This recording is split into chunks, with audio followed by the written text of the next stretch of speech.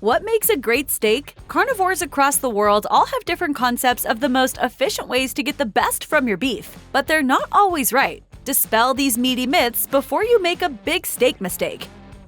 Sure, if you have a yard and good weather, and time to shoo the possums out of your Weber, and a supply of charcoal or propane, steaks hot off the grill are great. But if you only cook your steaks on the grill, you're missing out on other cooking techniques that can yield equally delicious results. Cooking a steak with your kitchen stove can give you a perfectly tender and juicy steak without having to sit outside with the bugs. Experts recommend a two-step process of searing your steak in a cast iron skillet and then putting it in the oven to finish it off. You'll get caramelization without overcooking. What does sear mean? Hot. Real hot pan. Another reason to forego the grill heat can be difficult to manage and sometimes a bit unpredictable. Though you can control the temperature of a gas grill, you can't always predict flare-ups, causing irregular hotspots and uneven cooking. Even those coveted char marks can vary from side to side. You also lose out on the opportunity to baste your steak as it cooks when all that flavor drips through the grill grates. Although you don't get the same grill marks on the stovetop, the cast iron skillet does provide caramelization, resulting in a crisp, delectable crust. Some self-proclaimed experts balk at buying steaks from the grocery store like some kind of commoner. But what about people on a budget, or those who don't have access to a fancy meat shop? Though a specialty butcher will usually have a wider variety of high-quality meat cuts, don't totally write off your grocery store's butcher counter. Plenty of local groceries have local suppliers that offer excellent fresh meat. And there are lots of ways to successfully cook just about every cut of meat to perfection, even the cheaper ones. A rib, loin, or short loin can be a good pick if you're grilling or pan-searing your steak. A ribeye or porterhouse steak is great if you want a juicy, tender steak. You also want to pay attention to any labels you see, notably the ones that say Prime, Choice, or Select. For your best grocery store option, stick with the steaks labeled USDA Prime. Not only is this the highest grade available, but you may notice that the meat itself has more fat marbling, which means more flavor. And obviously, you can also go to the meat counter to select your cut of meat yourself, instead of trying to sift through the pre-packaged options. You've probably heard that Kobe or Wagyu beef is the best in the world, which is why it demands such premium prices, but that's just some weird steak elitism. It's true that Japanese beef is often sought after for its taste, texture, and tenderness, but due to geographical constraints, it's considerably harder to cultivate than it is in the vast pastures of America. Depending on what you like about a steak, it might not be your thing anyway. While there are endless beef options available to you, don't write off those stateside steaks. Experts say good old farm-raised American beef has distinct flavors that more than compete with their overseas counterparts. We don't know who needs to hear this, but even though certain preferences may lead some to choose steak from overseas, the US can still produce some perfectly tasty options. When you think of a big, juicy steak, you may imagine gigantic, cartoonish tomahawk or porterhouse, where the bone makes a big appearance. Bone-in cuts, which as the name suggests feature meat that is still attached to the bone, are sometimes thought to have a richer flavor than their boneless counterparts. But the truth is that it's not possible for the bone to really impart flavor to your meat. The bones are nearly impermeable, so no, the marrow from the bones can't seep into the meat, and there's a collagen layer preventing that. The meat science team at Texas A&M put the bone-in theory to the test and found that, flavor-wise, bone-in steaks were indistinguishable from their boneless counterparts. That doesn't mean the bone doesn't serve a purpose. The bones in your steak serve as a natural insulator, lowering the temperature next to the bone by a couple of degrees. That can help the meat stay juicy, which is especially important for slow cooking and roasting. A bone-in steak also has a great presentation, while boneless cuts can be easier to grill. But in terms of flavor, on a scientific level, it's all the same.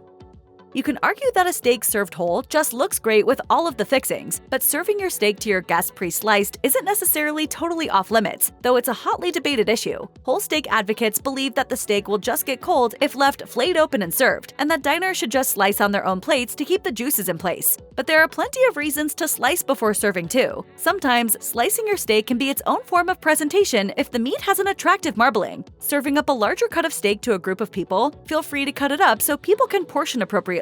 Using a pan sauce drizzle, opening up that steak gives it more surface area to soak up flavor. Slicing your steak won't necessarily affect the steak when it comes to flavor or tenderness, unless you cut it improperly. Be sure to cut against the grain, or perpendicular to the direction of your steak's muscle fibers. This ensures your meat is tender, easy to chew, and has a desirable texture. You'll also want to slice your steak when it's fully rested, so it doesn't release the moisture, which can leave you with a dry steak.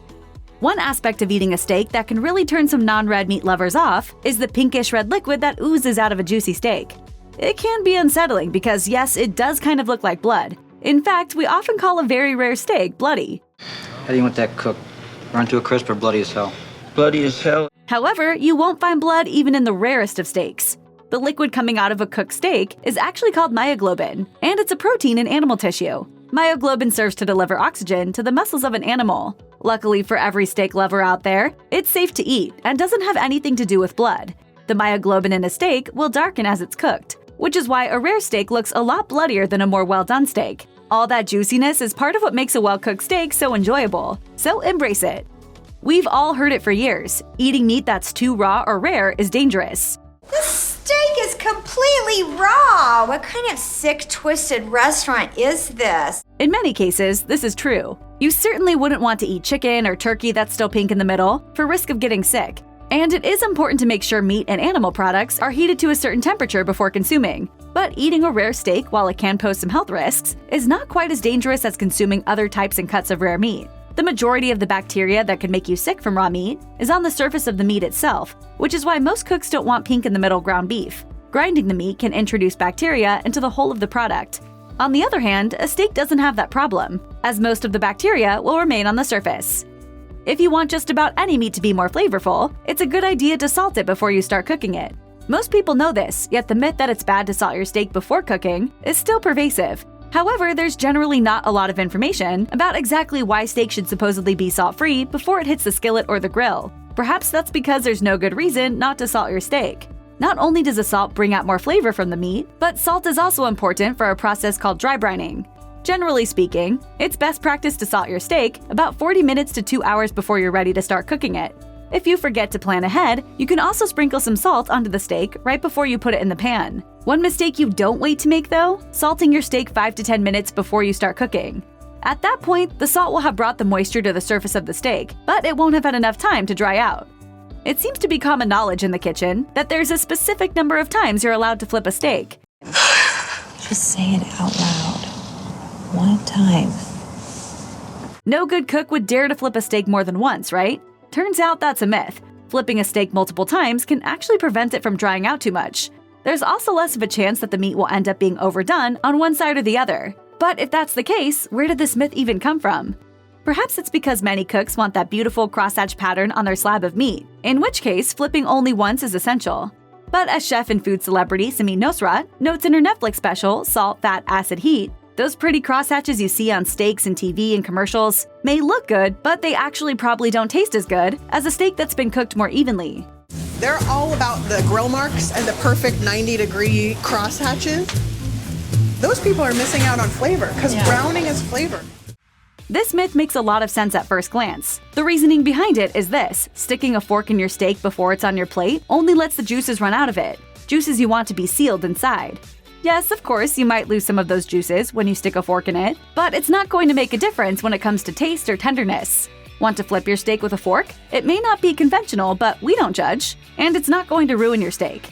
Not only is stabbing your steak with a fork before you sit down to eat not a sin, but you may even want to take it a step further. While you can never truly know if your steak is fully cooked without using a meat thermometer, checking the color of the inside of your steak by cutting it open can give you an idea of how long you need to leave it on the heat. It may not result in the prettiest, most flawless steak, but it can help amateurs get a feel for how to cook a steak specifically to their liking. Everyone seems to have an opinion about the best cut of meat to get if you want a top quality steak, but filet is always a top choice. Some, in fact, believe it's the only kind of steak you should even bother with. This is a $54 steak. Oh, congratulations. It looks really good. Yes, it does. But if you adopt this attitude, you're going to miss out on a lot of variety and some amazing culinary experiences. Filet is more tender than other cuts, which is a big bonus. But cuts like ribeye or a sirloin are going to offer a fattier, richer taste since they have more fat marbling. The benefits of branching out and trying different cuts of meat is manifold. First of all, filet is the most expensive kind of steak, so if you offer something different from time to time, you may save some cash. When you're young, it's all fillet steak, but as the years go by, you have to move on to the cheaper cuts. If you're passing up the grill for your skillet when it's time to cook your steak, you may wonder what kind of fat you should be using to sear your piece of meat. Simple oil is a popular choice here, as is butter. These options can be delicious, but they aren't the only options out there. Those who really want to give their steaks a kick of extra flavor might want to opt for an alternative: beef fat. But the secret ingredient in the beef is beef? When your pan heats up, you can add a bit of rendered beef fat to the bottom. Just keep in mind that you don't want to use too much fat at the bottom of your pan, or you may end up boiling your steak. Instead, it's possible to simply brush beef fat directly onto your steak. And yes, that tastes just as delicious as it sounds. One very common steak myth is that it's essential to sear a steak as soon as it hits the heat to lock in all the juices that might otherwise escape. The idea behind this is that the seared side of the steak acts as a barrier, creating a barrier on the outside of the steak the juices can't get through. This is a complete myth though, as juices can still easily escape a seared steak. Cooks who truly want that brown, delicious crust on the surface of their steak might want to try a different method. It may sound unconventional, but heating a thick steak gently at first, and then searing it can actually produce better, more delicious results. This is because the cooking element will begin to dry out the steak when it's on low heat, and it also cooks the cut of meat more evenly. By the time you're ready to sear, your steak will be ready to take on that beautiful dark brown color. Not long ago, putting sauce on a steak wasn't the crime that it is today. Catching a glimpse of an A1 steak sauce bottle at a steakhouse wasn't grounds to leave the restaurant entirely.